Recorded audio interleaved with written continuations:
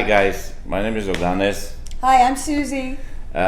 We decided to do weekly podcasts because the topic we're gonna talk about that's the topic that people talking about less, and only in a bad news it comes in, like somebody overdosed, somebody died, somebody got into the accident, and we kind of understand why it is like that. All the news we hear about addiction, all the news we hear about using drugs, it's either related to police catch somebody with a lots of huge amount of drugs, or federal government gave money to fight it. But what's going on in reality, what's happening, almost nobody talks about it. Do you agree with me, Susie? Absolutely. Yeah, and but when we looking at the statistics, it's gonna be scary, especially from the day that fentanyl got introduced and more fentanyl is used instead of heroin, and more fentanyl is getting mixed with other illicit drugs, street drugs, as we call it. Statistics getting scarier and scarier. And the last statistics I saw was like since 2019 until March, I think it was March 22, more people died overdosing on fentanyl in the United States than World War I and World War II American soldiers.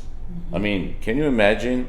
More people died overdosing on fentanyl in those 2.5 years, not even 3 years, than during the World War I and World War II American soldiers died. That you can just imagine. It's like 144,000 people. And that's why we decided that we're gonna go online, we're gonna talk about it, we're gonna introduce it, and how dangerous it is, and what's going on in reality. Why we choose for our first podcast, especially fentanyl, because this is the most spread drug we facing when we're dealing with addicts coming to get a treatment. And the last one I saw is kind of anecdotal, like somebody comes in, says I'm on benzodiazepines, but he's testing and there is no benzodiazepines in his system, only fentanyl, which means the street drugs he's buying thinking he's using Xanax, there is no Xanax in it, there is no benzos in it, it's entirely fentanyl. And with the fentanyl, when we were dealing with heroin like for years and years and years, we haven't seen a person who started using and then ended up dying overdosing in a year, 2 year time of a period. There was at least 5, 6, sometimes 10, 15 years until somebody started overdosing. With the fentanyl, whenever they start, maximum a year, they having one overdose episode at least. So what you gonna say, Sue? How dangerous it is and why is it so spread? So the dangerousness is that it's a 1 grain salt is like equivalent to it's 20 times stronger than heroin, and it's synthetic, so you only need 1 grain salt for an overdose over, and you have no idea when they're mixing it with all the drugs, which by the way, just like Oganes said, they are mixing it with everything. There is no more oxys out there that you can buy on the streets. There is no more Xanax that you can buy on the streets. It's all fentanyl pressed pills. That means the cartels bring it in because it's so easy. So cheap. It's so cheap. $400 of fentanyl gives you a profit of $100,000 profit. Easy to bring in, easy to press into pills. They're mixing in street marijuana now. They found a way to put it in street marijuana. And it's so dangerous because the addicts don't even know that they're doing fentanyl, so they don't know how much they're doing. So they're doing a little bit more than they should. 1 in 3 are going to overdose. That's why it's so potent. It's like 100 times more potent than morphine, which is what they use for surgeries, in the hospitals.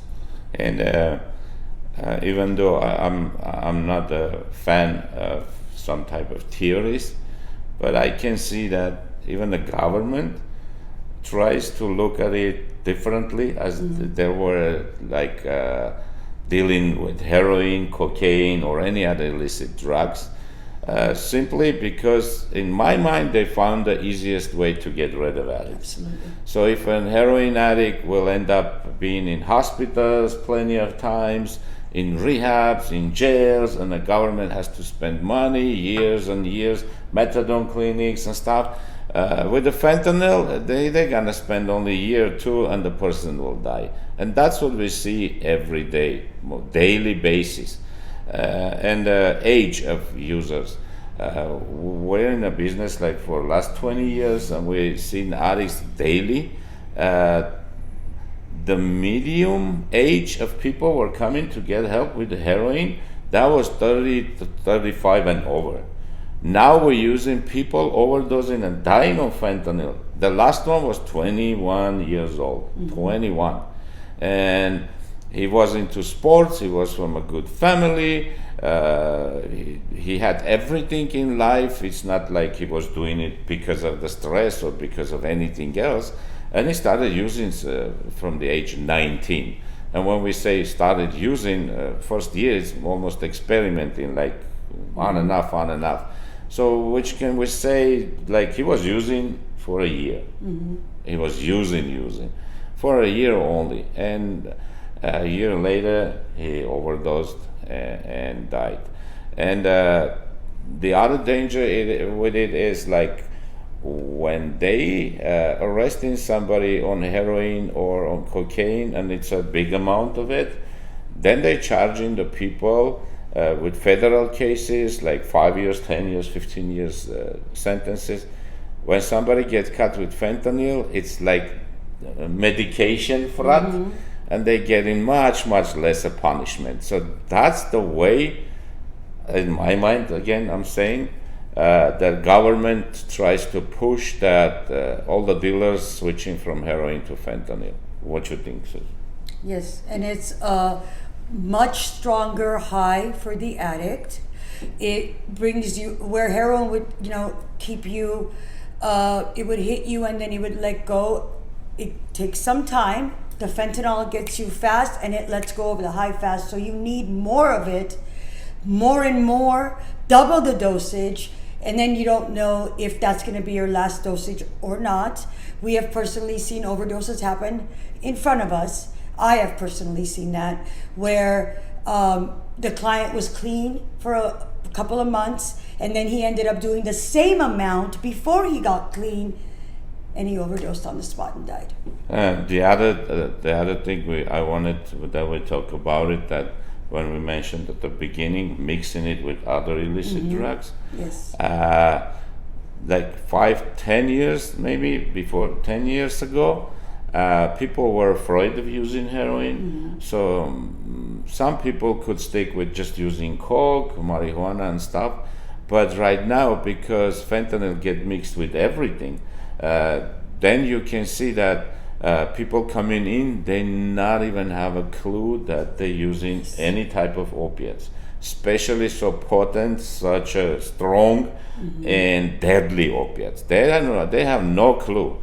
Like a youngster comes in just to test, and when you're asking him what are you using, he says marijuana, like Susie said, and then we test him and he tests positive for fentanyl. And he swears, and you can see when somebody lies or tells the truth. You can see in his face how surprised he is himself that he tests positive for fentanyl. That's unbelievable.